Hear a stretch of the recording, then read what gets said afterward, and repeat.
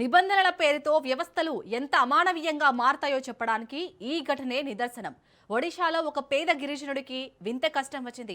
తన సోదరి చనిపోయిందని ఆమె ఖాతాలో ఉన్న 20,000 రూపాయలు ఇవ్వాలని బ్యాంకును కోరితే ఖాతాదారుణ్ణి స్వయంగా తీసుకురావాల్సిందే అని అధికారులు మొండికేశారు. ఆమె మరణించిందని ఎంత చెప్పినా వినకపోవడంతో ఆ సోదరుడు తీవ్ర నిరాశకు లోనయ్యాడు.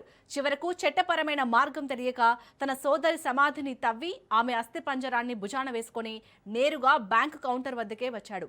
ఈ హృదయ విదారక ఘటన ఇప్పుడు దేశవ్యాప్తంగా చర్చనీయాంశంగా మారింది.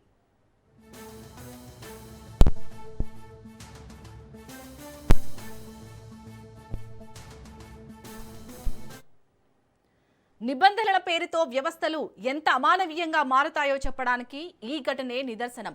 ఒడిశాలో ఒక పేద గిరిజనుడికి వింత కష్టం వచ్చింది.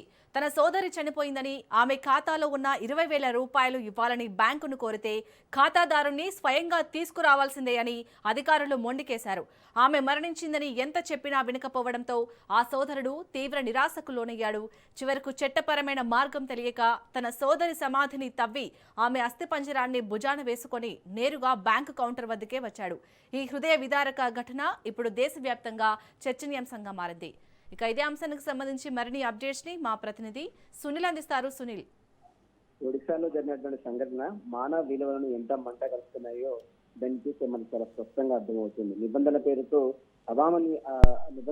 వ్యవస్థ ఎంత అవమానంగా తయారవుతుందో చెప్పడానికి ఈ యొక్క ఉదాంతమే ప్రధాన కారణంగా మనం చూడవచ్చు. ఎందుకంటే ఒక నిరుపేద డబ్బులు తీసుకోవడానికి, బ్యాంక్ లో ఉన్న తమ డబ్బులు తీసుకోవడానికి అసలు వ్యక్తుల్ని తీసుకురావాలంటే కూడా ఒత్తిడి చేయడంతో గత్యంతరం లేక తన చనిపోయినటువంటి సోదరిని డెడ్ బాడీని అస్థిపంజరాన్ని తీసుకొని వచ్చి మరి ఆ బ్యాంక్ ఎదుట ఒకసారిగా ప్రత్యక్షం చేయడంతో అక్కడ అధికారులందరూ కూడా ఒక్కసారిగా అవాక్కు కావడం జరిగింది. ఒడిశాలో జరిగినటువంటి ఈ యొక్క సంఘటన యావత్ దేశం మొత్తం కూడా దిగ్భ్రాంతికి గురి చేస్తున్నటువంటి అంశంగా మనం చూడవచ్చు. ఎందుకంటే ఒడిశాలో ఉన్నటువంటి ఒక గిరిజనుడు తన సొంత సోదరి యొక్క ఖాతాలో ఉన్నటువంటి 20,000 రూపాయలు తీసుకోవాలని బ్యాంక్ దగ్గర వెళ్తే ఆమె ఖాతా ఎవరి పేరు ఉందో వాళ్ళనే తీసుకురావాలని ఒత్తిడి గురి చేయడం, ఆమె చనిపోయిందని చెప్పినప్పుడు కూడా వినకపోవడంతో ఇక గత్యంతరం లేక ఆమె చనిపోయినటువంటి డెడ్ బాడీని పూడ్చినటువంటి డెడ్ బాడీని తీసి అస్థిపంజరాన్ని తీసుకెళ్లి బ్యాంక్ అధికారుల ముందు ఉంచడంతో ఒక్కసారిగా బ్యాంక్ అధికారులు షాక్ అయ్యారు.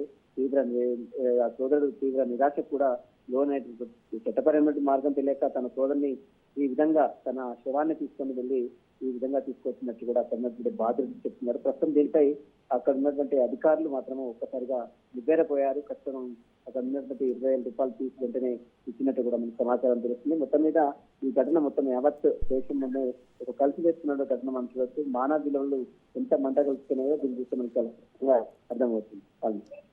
Right, thank you Sunil.